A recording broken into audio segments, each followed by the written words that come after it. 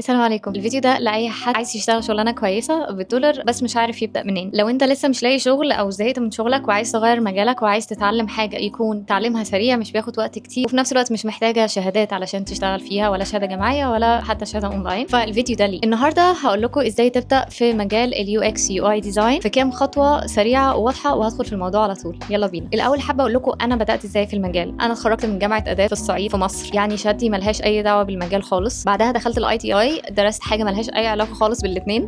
درست في فيكس فيلم ميكنج وموشن جرافيكس، اشتغلت سنتين كموشن جرافيك ارتست في مصر، وبعدها غيرت مكاني تماما واشتغلت مدرسه انجليزي اخر 4 أو 5 سنين في حياتي. فانا عملت كارير شيفت ملهوش اي علاقه بالمجال، وبدات اتعلم المجال ده من سنتين بس. بشتغل حاجه اسمها برودكت ديزاينر، وهي شبه اليو اكس يو اي ديزاين، هي يو اكس يو اي ديزاينر بس على اوسع او على اكبر شويه. فان شاء الله هحاول افيد. اتعلمت ازاي؟ قعدت ادور على اليوتيوب واخدت الكورس بتاع جوجل اللي هو جوجل يو اكس ديزاين سيرتيفيكت. خلصته، هو على فكره ممكن يخلص في شهرين اصلا لو قعدتوا عليه ساعه كل يوم، مش هياخد معاكم يمكن شهر كمان. عملت 3 بروجكتس اللي الكورس ده بيقول عليه في البورتفوليو بتاعي، وبعدها بدات اشتغل فريلانس على ابورك على طول، ان انا اصمم صفحه ويب سايت، ان انا اصمم صفحه موبايل ابلكيشن. طبعا ما كانش عندي خبره خالص، كنت بعمل ديزاينات زي الزفت، بس واحده واحده بدات ان انا اتعلم وتصميماتي تكون احسن بكتير. اكتر حاجه اتعلمتها بجد يا جماعه انك ما تستناش تتعلم علشان تبدا. لا، هي انت مش استنى اصلا انا لازم اتعلم ده يعني ايه، ولازم اعرف اعمل ويب سايت بقى يكون فظيع، لازم اعمل الابلكيشن بتاعي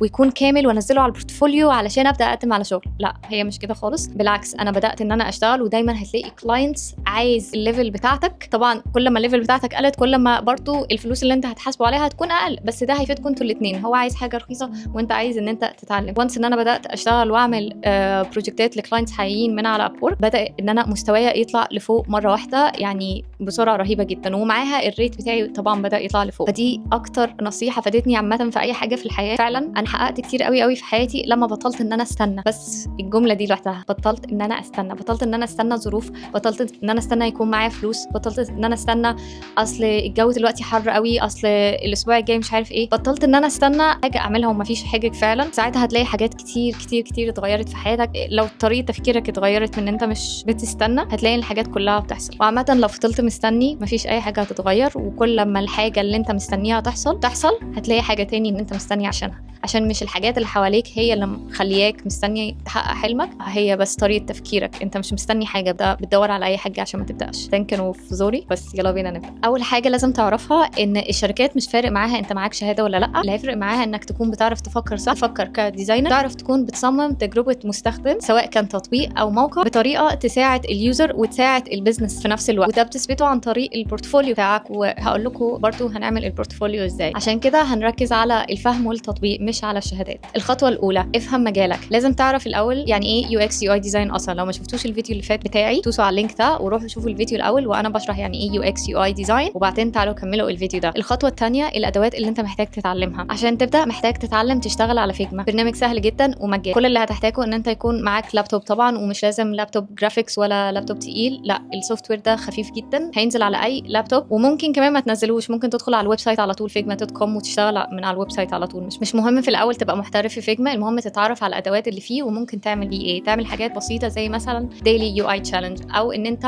تشوف اي ابلكيشن معاك على الموبايل انت بتحبه ومتعود تستخدمه كل يوم، وخد سكرين شوت منه وحاول تقلدها هي في فيجما بالادوات الموجوده في فيجما. ده هيعلمك ازاي تستخدم فيجما بطريقه اساسيه. بس الخطوه الثالثه، تتعلم منين؟ مفيش داعي تدفع فلوس دلوقتي، في كورسات كتير مجاني منها على اليوتيوب زي الكورس بتاعي كده، زي القناه بتاعتي. يعني اهم حاجه تبدا تطبق، حتى لو بتقلد تصميمات عادي جدا، كلنا بدانا كده. الخطوه الرابعه، ان انت بعد ما تتعلم شويه محتاج تعمل شويه مشاريع تحطها في البورتفوليو. طيب زي ايه اللي انا ممكن احط في البورتفوليو؟ تعيد تصميم ابلكيشن مشهور مثلا، زي مثلا اي تطبيق طلبات مثلا او اي حاجه. هو ينفع ان انا اقلد ابلكيشن موجود اوريدي؟ ينفع، وده هيفرق في البورتفوليو بتاعك. الشركات مش مهم عندها ان انت تعمل حاجه جديده، ابلكيشن جديد، فكره جديده كده في دماغك، لا، قلد الحاجه الاول موجوده عشان تفهمها اكتر، وبعدين ممكن تبقى هعلمكم ازاي تعملوا حاجه جديده فروم سكراتش. بس لما تبدا تقلد. او مثلا الاحسن في البورتفوليو ان انت تعيد تصميم موقع سيء جدا زي موقع مترو القاهره مثلا اللي اتكلمنا عليه في الفيديو اللي فات.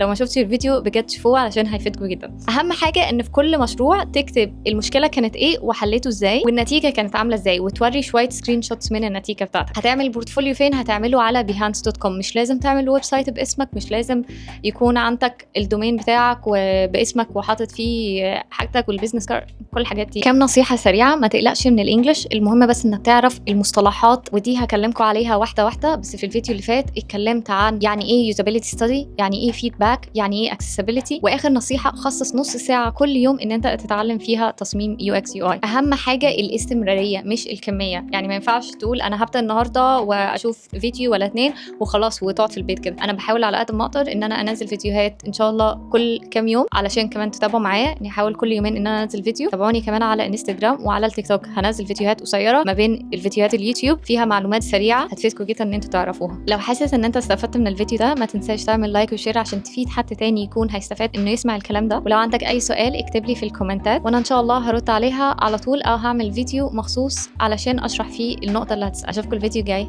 سلام.